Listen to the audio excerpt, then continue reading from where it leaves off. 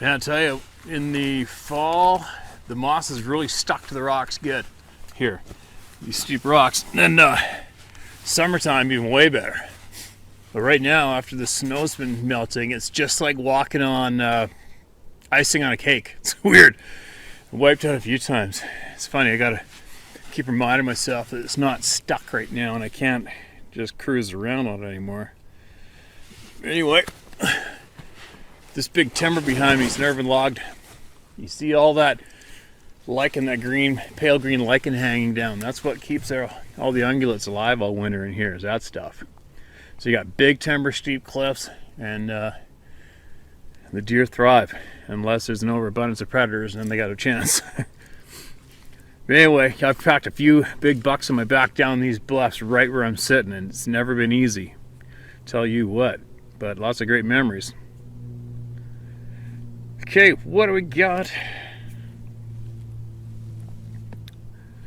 Hi, my name's Mary. I live in Washington State in a small town in an area near Joint-based McChord Air Force Base. I ride my bike on the rail trail there, listen to a lot of the emails you read and find them enlightening. They always remind me of my encounters I've had.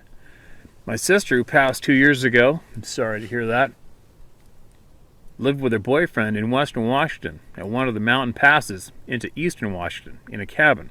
And sometimes I would go visit her. One morning I woke up to hear my sister talk about something that was left in the backyard. I didn't know it at the time, but for several years she had visitors and would sometimes tell me to take a whistle with me if I went out to walk the property. That morning she told me to go look in the yard. I went out back, and close to the house there was a spiral staircase that had been dug into the ground. I thought her boyfriend had done it because he was always working on unusual projects. So, first thing I did was go down to the end and touch the wall. As I was down there, I got this feeling someone's watching me, thinking it was my sister. I look up and see the top of a head darting out of sight, someone trying to avoid my glance. Then I turned around and climbed back up. I went into the house, mentioned her boyfriend, and she told me he didn't dig it. So I went back home and noticed there was a strange presence around me after that. Every time I got on my bicycle to go up the trail, I could hear the brush rustle like it was right beside me, racing me. I never felt threatened, and I talked to it most of the time. I only saw it once while visiting my mother. There's no periods at all, so bear with me. I was in the backyard looking up at the tire on top of the camper my nephew was staying in, wondering how I was going to move the tire that was holding the tarp down. It was coming off. Then I turned to go into my mom's house and I heard some noises. I went back around the corner and saw it only for a moment, moving the tire. It was 8 to 9 feet tall, furry and brown. The back legs were very muscular, which explains why he could run so fast. It followed me around for years, coming and going everywhere I was. I could feel it. Lately, last week, I heard it scream somewhere around my apartment building. I thought it was the kids next door at first playing, but the sound was so deep and loud, a scream like a roar. And I heard it in the morning thinking it was a truck out there making noise that used to scare me. But when I've looked into the woods and seen glimpses and seen whole families of them here in my town and the outer-lying forested areas, to me they are like people. I've seen them shape-shift, and I'm curious, but the more I hear of them and talk about them, the less they scare me. Of course, I keep my distance to try not to look too deeply into the woods when I pass by. Thank you for your channel and all the hard work and care you put into it, so people like myself don't have to feel we are crazy anymore. I can say what I saw, and I can say what I feel, and it's such a relief to have more experiences. I'll share later. God bless you, Mary Folkerts.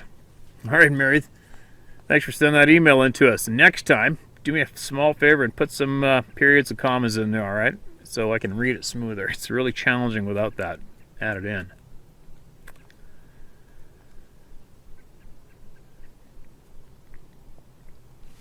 Oh, I'm getting cold. It's late afternoon, and I'm the shot side of the hill. I'm high up, and the heat is not coming off the sun. Lake of the Woods Cabin. Hi, Steve. My story was read before, but only half of it was shared. Oops. I think I've had a couple of those. Mainly because not all of it downloaded onto your phone, so you couldn't finish it. You don't need to reread it, and I don't need it read. A couple of people commented they wanted to hear the whole story, but if anything, just enjoy the full story yourself. Okay, man, I'm sharing it and I'll read the whole thing. Thanks for sending that in, by the way. Hi, Steve. As a hunter and fisherman, I was glad you started to share this aspect of the great outdoors. I've been fascinated with the subject since the Patterson-Gimlin footage. My sharing is an experience and not a sighting, but I have wondered about this for many years. This experience took place in the 70s in the Lake of the Woods area in Ontario. Our family has a 100-year lease on some land up there.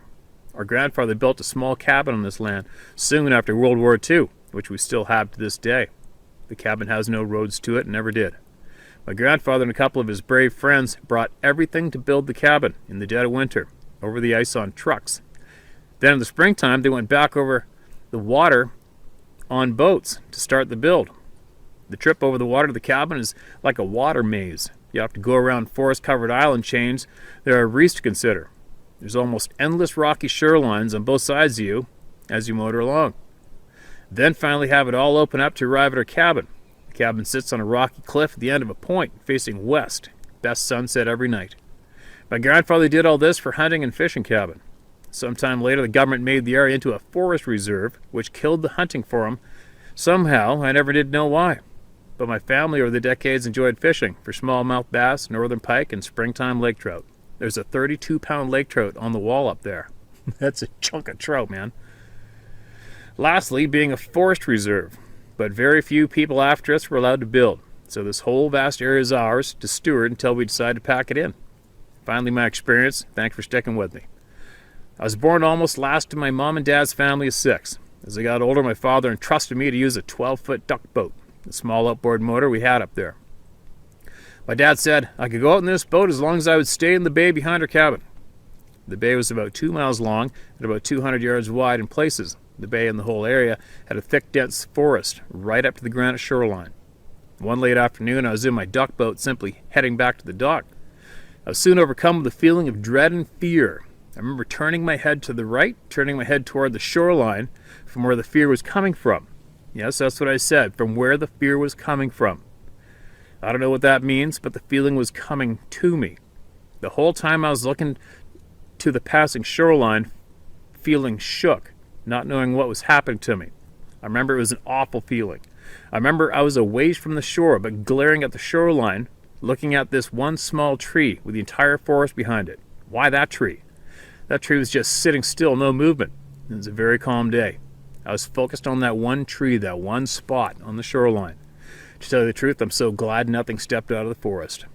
As I went further down the bay, the feeling went away, and I was fine. As soon as I got back to the dock, I tied off the boat and ran up the hill to join the family in the cabin. I never told my dad or anyone all my life until now.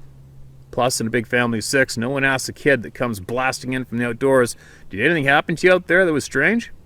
Plus, I was taught not to interrupt adult conversations. So as a young buck, like I was, I just moved on to the next thing, probably supper. I don't think my dad knew of these wild people, by how my dad just cut us loose when we got there.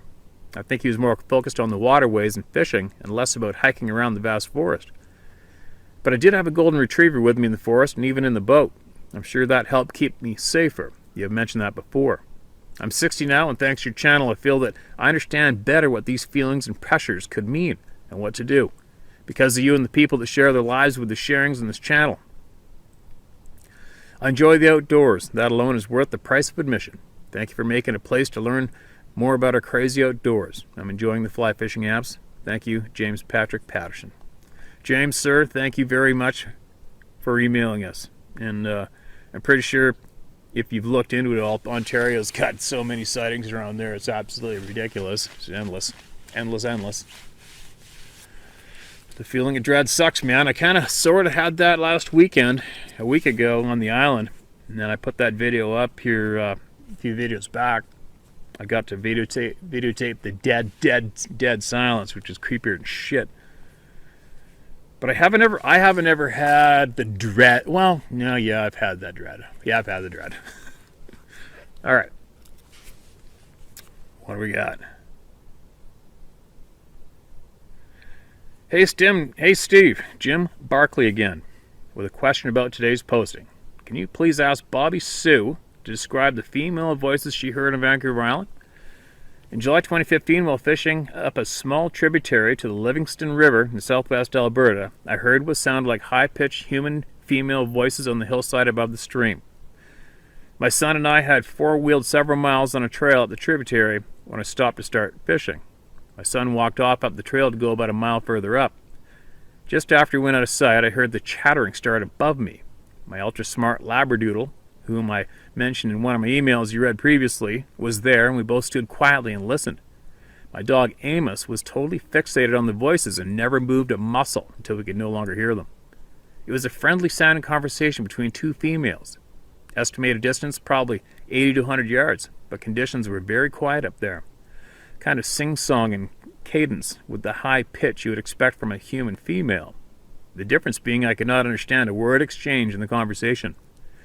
I can state with confidence that there was nobody else up there that day, and we rarely see anyone. Bobby Sue's description of the voices she heard would be of interest to me, and I'm sure to many others. A couple quick additional items. When the voices quit, Amos and I turned back to the creek to start fishing. As stated, it was incredibly quiet. No wind.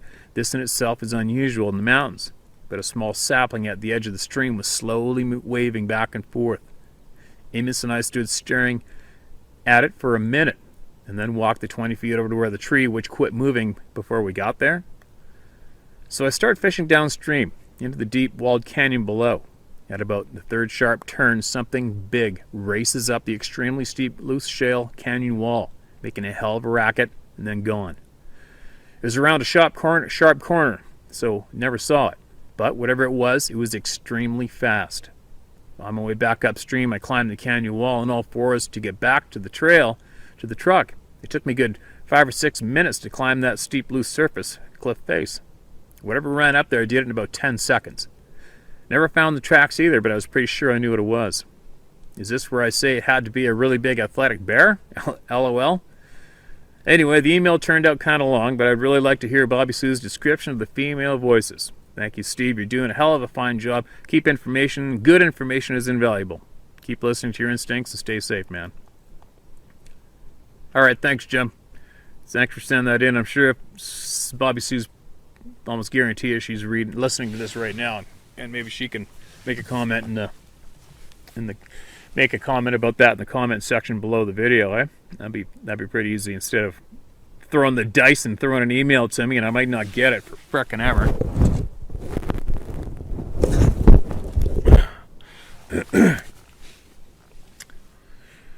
Oh, I'm getting cold. I'm gonna have to go. Titled, Can Anyone Tell Me What I Saw? Dear Steve, I better mark that as read, or I'm gonna get in trouble later on from everybody.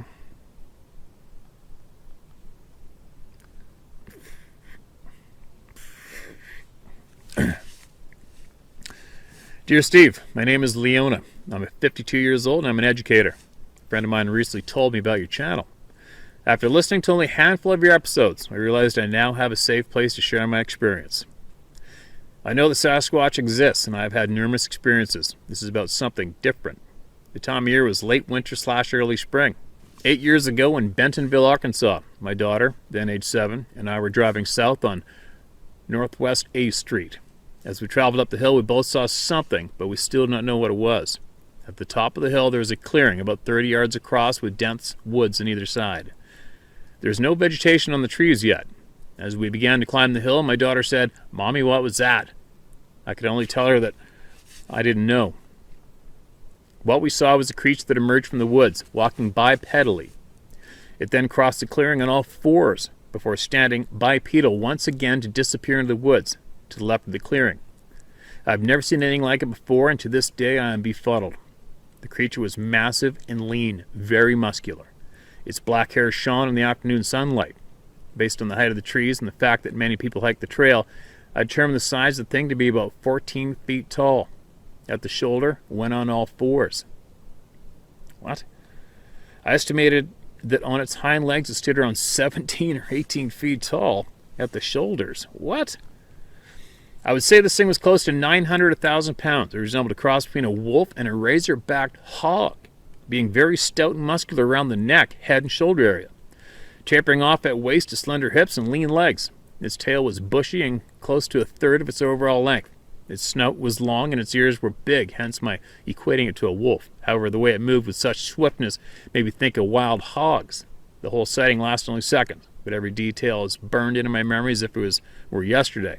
It was very hard to hide my surprise and fear of this thing from my daughter. I still have nightmares and wonder if anyone else has witnessed this creature.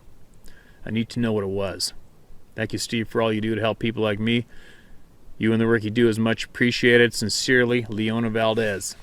All right, Leona, that is one hell of a description. Especially the height numbers you gave are almost unheard of, I believe. I haven't heard of anything quite like that myself. That's frickin' crazy. But I know there is a handful of people that often complain that I don't talk about Dogman. I don't know why they think I'm intentionally not talking about Dogman reports, and I read what I get, you guys. So if anybody can relate to what was just emailed in, let her rip in the comments below, all right? Don't be scared to. Just go ahead and speak of it, and let's see what you got.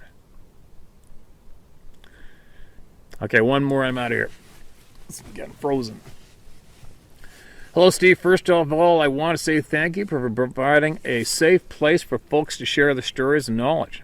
This story I want to tell is not a Sasquatch, but I think it adds to the round table of knowledge. I've heard many stories of mind speak, and that's what this one is about.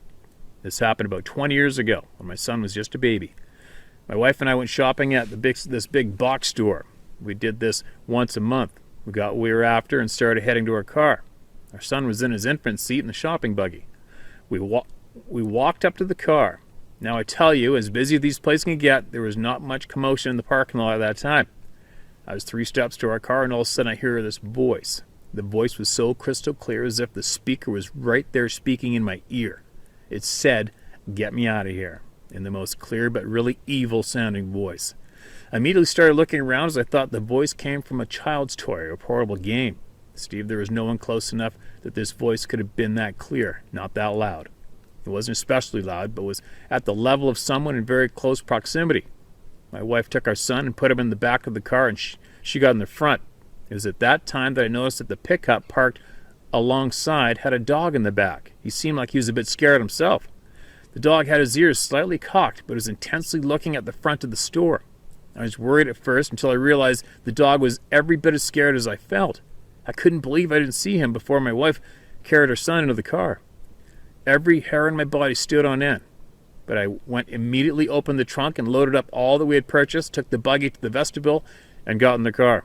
I wanted to run like hell after what I heard, but instead kept my head down and went back to the car, not wanting to show the immense fear that I was feeling.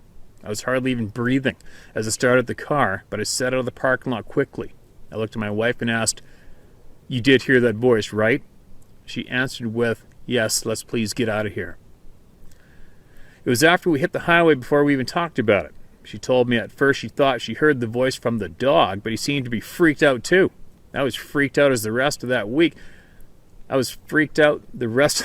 but something had kicked in that took over, and it was the need to protect my family no matter what was going to happen.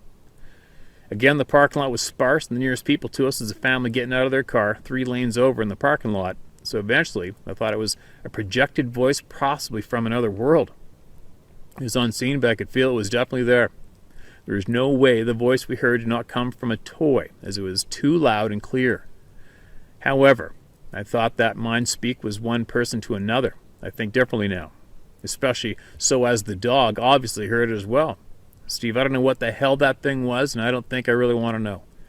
I'm glad it didn't make itself seen either. However, after hearing the stories of so many others that the creature my family encountered that day could have had us at any moment it wanted, I didn't know how to feel about that.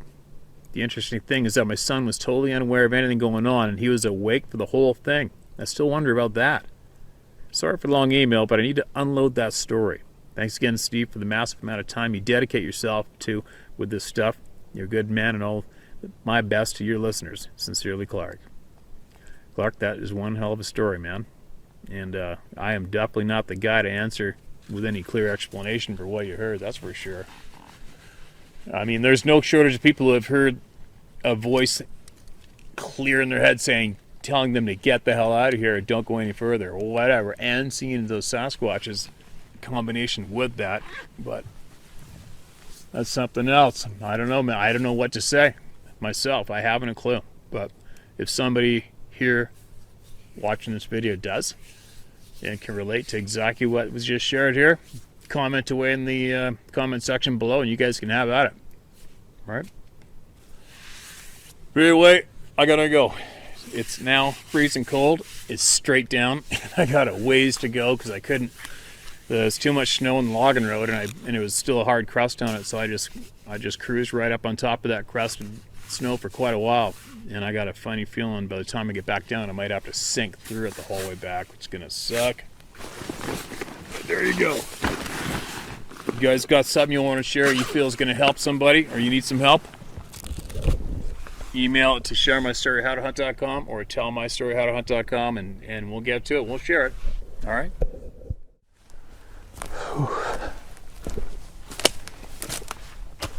Well, hopefully that Canon camera stays on. My other one, I don't know why. I have to figure out the settings, but they would shut off on their own while recording video.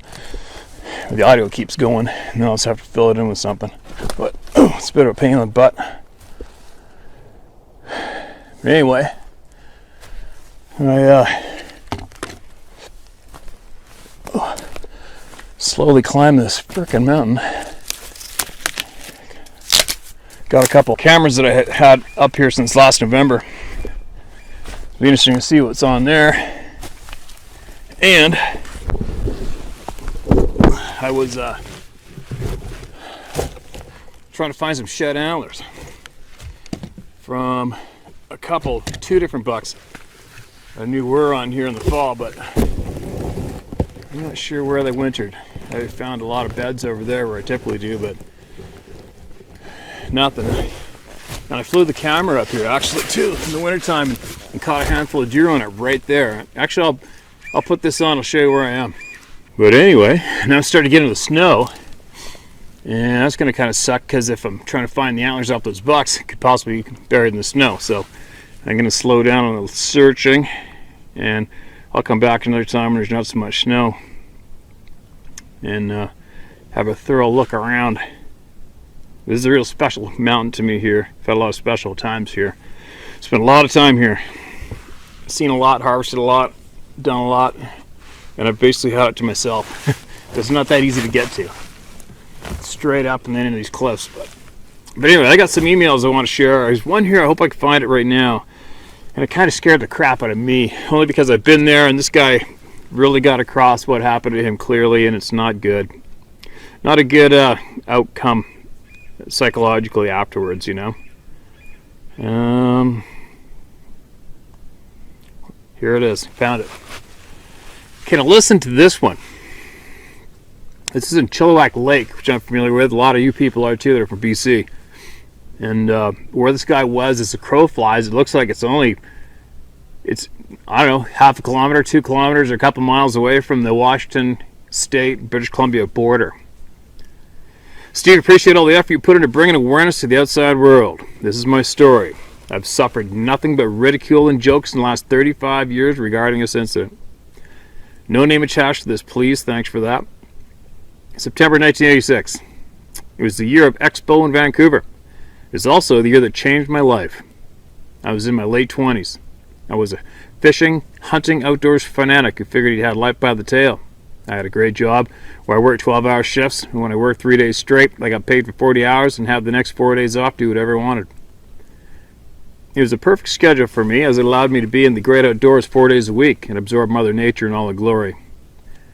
I was BC bred and raised, and learned bushcraft hunting, fishing, and shooting from my retired uncle. He was a great teacher. We had many hunting trips under our belts. BC is vast, and I've been in our neck of the woods many times, exploring Braylorne, Goldbridge, Seton Portage area, which is a serious hotbed for numerous sightings, coincidentally. On this particular 4-day stretch, I decided to stay close to home and camp on the south end of Chilliwack Lake. I don't know if you're familiar with this lake, but in the 70s and 80s, it was a great place to camp because it was within an hour of my house. The far south end, away from the government campsites, was usually empty in off-season, and even during summer months was not overcrowded. I arrived that September morning at about 10 a.m. I had stopped at the government campsite at north end of the lake and had loaded the back of my truck with a bunch of firewood. Remember when firewood was free? I remember looking around the government site. There was not a soul there, not one boat in the dock or in the water. The south end of the lake had a semi-sandy beach, and if your truck was a 4x4, you could cross Depot Creek and camp right in the sand near the edge of the water. When I arrived this Thursday morning, there was no one camped anywhere, not a soul on the beach. I knew I'd have at least a day by myself before the weekend warriors showed up with their loud music and party attitudes. I pulled my truck parallel to the water, about 20 feet from the creek and about 75 feet from the edge of the lake. I unloaded my boat and motor and all the firewood from the back of the truck. By the time I had the gear arranged and boat in the water, it was getting close to noon. I grabbed a few sandwiches out of the cooler, jumped in the boat, and turned north to fish with the slight breeze coming up the lake. The reason I'm going into such detail about everything comes into play here a little farther on. The way my truck was parked, the wind direction, etc., etc. I went north for about an hour. I'd used my little 4-horse kicker motor to cruise up the lake about 3/4 of its length, spun about to face back south and dropped the line in the water. I now pulled the kicker motor up and dropped my little electric thruster in. With the slight breeze coming up the lake, the little electric had just the right slow, sweet speed for my lake troll to bob the broad tip perfectly. I had a perfect day. No boats, no noise, sunny, few clouds, and a nice slight breeze bringing the tiniest ripples on the water. Perfect fishing day. I was about an hour in and about 10 or 15 minutes away from the campsite when I first noticed it. It was a god-awful stench that would hit me every few minutes. The kind of smell when you encounter a dead carcass that had been bloating for about a week. It was terrible, and I figured there must have been a deer or bear carcass laying on the beach a few hundred yards upwind. I steered the boat another 40 feet offshore to get away from the smell. Snow is about 60 to 70 feet offshore, and the smell seemed to have abated. If you look at a satellite shot of Chilliwack Lake and view the south end, you will see there is almost a point where Depot Creek runs into the lake. It has a tree barrier, and it is not until you are past a clump of trees before the creek that you can see the beach area and the location where my truck was parked. I was still 60 to 70 feet offshore, trolling in. My plan was to troll right by the creek mouth, then beach the boat and grab some relax time and have a snooze.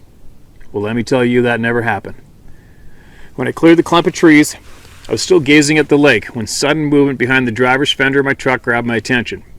Even with the canopy blocking my view, I could see what looked like a large black bear with his back to me standing beside my truck. Our minds play funny tricks on us. They make you see things, or it's just not capable of comprehending things that we have never seen before. What I thought was a black bear soon ended up being something that would turn my mind and world inside out. This being, as you call him, sensed me and turned towards the lake. When it caught sight of me, instead of running towards cover like normal animals, it ran directly around my truck and straight towards the lake edge. So big and huge, it was mammoth in size. It ran on 2 legs. It was like time stopped as I watched this thing run towards me. I remember in replay every second it took to reach the water's edge constantly in my mind. I was fortunate that the boat was slowly veering off away from shore. I was now eyeball to eyeball with this creature, maybe 70 feet away from shore. Almost in a state of auto motion, I cut the power in the electric motor. It was like something came over me and I could not move. I could not do anything but stare at the enormity of this monster. It was jet black, except for the hair near its face, which had some mottled gray. It had almost no neck, broad, about 3.5 feet wide. I then noticed its left arm was odd. It was dangling by its side and quite withered in comparison to the other arm. It had no mass to it, and I realized it was either a crippled or injured arm. Then the scream came. Never have I heard or seen something so awful. I could literally feel the power of the scream. It was deafening and made my head pound. I felt nauseous and stunned, and I felt my body let go and I urinated myself. Sitting like a victim, bobbing around on my boat, this wild animal would have torn me to shreds if I had been within its reach. No doubt in my mind I would have been a dead man if I had reached the beach. After 3 huge screams, it turned its upper body towards the creek and the entry road. It then looked back at me, kind of showed me its teeth. I will detail features after I finish my train of thought here. Then it turned towards my campsite and bolted for the tree line. I saw it grab its left arm by the wrist while it ran. The crippled arm was swinging loosely by the time he grabbed it. Never have I seen an animal so large move so fast. It was at the tree line and disappeared in mere seconds. It felt like an eternity that I sat there trying to comprehend what just happened. And then I heard the noise. There's a bunch of trucks coming down the main gravel road. I could hear the gravel and the motors coming down the road. They were maybe half a mile away from the turn. The Sasquatch heard this way before I did, and that's why I ran off. I was never so thankful to have more people around me in my life. These trucks came up to the Depot Creek turn and turned in. They were full of all young guys and girls coming to party at the beach. I felt the tears running down my face as I switched the power back on my motor and went to shore. I was a mess, shaking, piss all over my pants, sweat pouring down my forehead. I jumped into the water up to my crotch so my piss stains would look like I was in the lake. I drug my boat up to my truck with all the gear still in it. Adrenaline will do that to you. When I got to my truck, I saw the reason this being was so mad. I had disturbed its food supply. My plywood grub box, which I had left sitting on the tailgate, was beside the driver's side, lid torn off, broken all to rat shit. You remember those nice aluminum Colemans? It was bent to hell as well. The frozen meat was still there. The bag of fruit I had was mostly just chunks laying on the ground. I had about a half a dozen apples and 4 or 5 oranges in a paper sack next to the cooler in my plywood kit box. Apples and oranges were all gone, just bits laying on the ground. I picked up all remnants, threw them into the broken cooler. I had not even bothered putting the boat on the roof rack. I opened up the tailgate and literally stuffed the boat nose first into the box, tossed in all my gear in on top. I've never loaded my gear up in 2 minutes before, but I've never been so scared in all my life. The 3 trucks and all those kids had crossed the creek and were driving around behind me. They saw I was leaving, and one truck pulled up beside me. He asked if I was leaving. I simply nodded, and they asked if I was taking my firewood. I managed to tell him to help himself. Looking back now, I should have told those kids to get the hell out of there, to go back down to the government site. If something had happened, it would have been 100% my fault. I recall trying to put the key in the ignition of my truck, hands shaking so violently that I had to use both to put a key in. I remember driving back towards government campsite at the north end of the lake and feeling like I was going to vomit. The anxiety was unbelievable. My entire body was still shaking. When I arrived in the parking lot at the north end, I changed my pants and clothes in my truck. My boat was almost falling out the back. I secured it with some rope, pulled a jug of water out, and left that parking lot full throttle. The next few days were terrible. I had continuous nightmares. I could not eat. I couldn't sleep. I sequestered myself in my house. I didn't even unload my truck for 2 days. On the 4th day, I was starting to get a grip. I was alive. I avoided getting ripped apart, and I made it home in one piece. I would reflect on it, relive it, and try to tell myself the outcome was positive. But I felt like such a chicken shit, weak coward or something along those lines. I always pack when I'm camping, and I had a 44 mag lever behind the seat that day. Would the outcome have been different if the gun was in the boat with me? Would the state of mind I was in when this effort was screaming at me allow me to pick up my gun and burn a few holes in them? I've questioned myself for years regarding this. I think the outcome would have remained the same. I don't think I was in any state of mind to have picked up my rifle and fired. The term infrasound has been tossed around by the Sasquatch community. Is that what it is? Facts, visual, height. Measuring the height of my truck 6 foot 4 inches, and the fact that I was viewing his right hand shoulder, back, and head above my canopy, I would say 8 foot 6, give or take. Weight? Not as filled out as a grizzly, but still very thick throughout the neck, shoulders, and back. The legs and hips were proportionate and did not look long or short. It had massive thighs. My guess would be 650 to 700 pounds. Arm length was long, just above knees. Right arm was huge and was covered in 2-inch long coarse hair. Left arm was withered and dangled by its side the entire time. I saw no movement in this arm.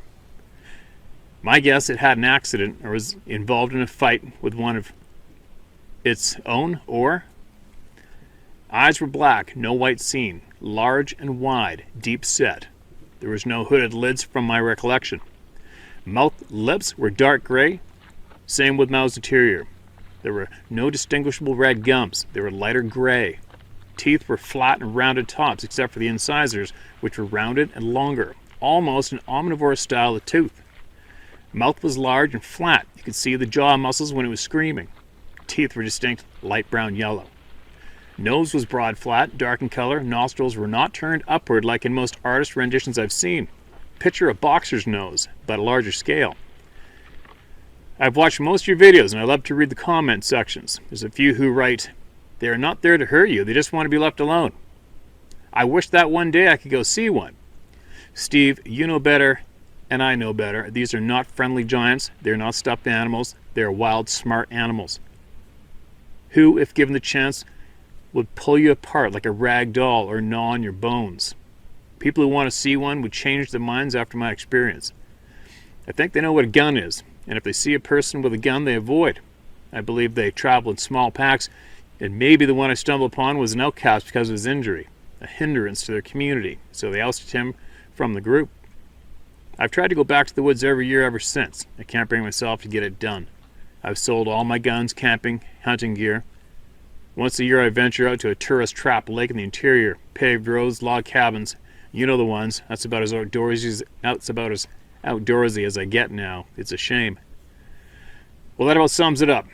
I wish this had never happened. If I could turn back time, I would be 150 feet off the beach with a 45-70 and a hunting buddy with me. This bastard would have not to worry about scaring the shit out of anyone ever again, and would be on a slab in the anthropology department at UBC, and the mystery would be over. Keep up the great work, and keep up your 6th sense. Call me Bob. All right, Bob. That's one hell of a shit-eating experience, man. That's not a cool experience. And it's also not the first time a wounded Sasquatch has been reported either, right? The Bosberg incident. The Bosberg cripple, I think it was called. It's funny, as the crow flies right there on their side of the valley, there's tons of sightings. I never had anything happen on this side ever in years. Weird. But anyway, I wonder, you never know, that group of people that came after you, the chances of them having their shit ransacked late in the night were pretty high that weekend, wouldn't you think? And if any of those people if they did have something like that happen to them as well after you left, the chances are one or more of them are probably watching this channel right now. And if you are, and this sounds familiar, Depot Creek, north end of Chilliwack Lake, in 1986, then you might have possibly had somebody take your food and scare the shit out of you. And you can email it into me at sharemystoryhowtohunt.com or tellmystoryhowtohunt.com, and we'll share it with the rest of the planet and get your experience off your chest and get you back that respect you deserve, right? Who would ever want to go through that? Especially when it sees you and comes running towards you with absolute rage on the go. That's not a very smart move either, though, is it? I mean, I just don't understand the desperation, the acts of desperation in a way as some of these things do, like that one in particular. What's it thinking? Broad daylight, it's going to go hit up your truck for your food. Didn't even know where you were. You could have crosshairs on it with a 300 Magnum anywhere at the time. You never know, right? And then, I always tell everybody, if you ever see one of these things, don't shoot it. If you don't have to, I would not shoot it because I am a firm believer you would probably be starting something that you wish you never did. But what do you do when it's fair game? I mean, if you turn the tables, if you put one of those suckers somewhere on a beach and you snuck up on it and then it saw you and you ran towards it 20 more meters and stared it down and growled and screamed at it, I'm pretty sure it's going to either fight you to the death instantly or take off, right? I mean, you can't be that stupid. Why would you offer up and tempt a human being to put a hole in your frickin' head like that unless you weren't here very long and you're absolutely inexperienced and you had never been here before and possibly never even seen a human before? There's always that chance, right? I'll tell you what, the majority of these things that have seen humans with guns, they don't want nothing to do with them. I'll never forget that guy in BC that was talking to me and John Bendernagel and told us about having his 30-06 scope on the forehead of that one. I think he said it was like 20 yards or something, and he said he could see the wrinkles in his forehead and the whites of its eyes. And he put its crosshair from eyeball to eyeball down to its mouth and back up to its forehead. And then his buddy came out, and that thing jumped behind the tree and was just poking at him, looking out the tree when that crosshair was coming up, and it knew what the gun was. But a lot of these things, the way they react and act, it's like they've never been here before. You never know, right? But anyway, I think I'll leave that one alone by itself, and I'm going to keep hiking. And I'll, once I get up over top of this mountain and start heading back down that big timber, I'll see if there's a cool spot there to stop. And I'll do another share there. And I got a big day ahead of me tomorrow. I'm going to go way up valley, and I think I just might go into the stand tomorrow. And there's a huge trail at the end of the corner swamp. I just might go in there, and I might bring a couple pounds of meat and hang it up way up in the tree and put a camera in there to see exactly how long and how many grizzly bears I get on that trail camera. It might be kind of cool. And then maybe I'll give you guys a tour of the stand, and we'll take a look at those lag bolts, and I'll show you what went down in there. Why not? And then after that, I'm going to go farther up the valley. I'm going to bail into that big, wide open valley, river bottom, flat. And I'm going to go for about an hour or 2 hour power hike straight up the valley in the middle of the river and see what kind of game animals are running around that soft dirt and what kind of tracks are left in the sand. I love doing that because there's a lot of elusive game animals running around here. You rarely see them, but they can hide their tracks. I love soft ground with tracks. And that valley bottom, that river flat, there's just nothing but soft stuff all over the place. It's pretty impossible to run across that valley without leaving your prints, right? And then I might I'll bring the flying camera, I'll fly that up and see if we might be able to spot a grizzly bear or those moose too. I think that'd be really, really cool. And that's tomorrow's project, early in the morning. But anyway, I'm gonna get my butt in gear. Day's creeping on. It's definitely not warm here. It looks like it, but it's not. It is chilly, and I got fairly wet with sweat, so sitting here cools right off. I'm gonna have to get moving.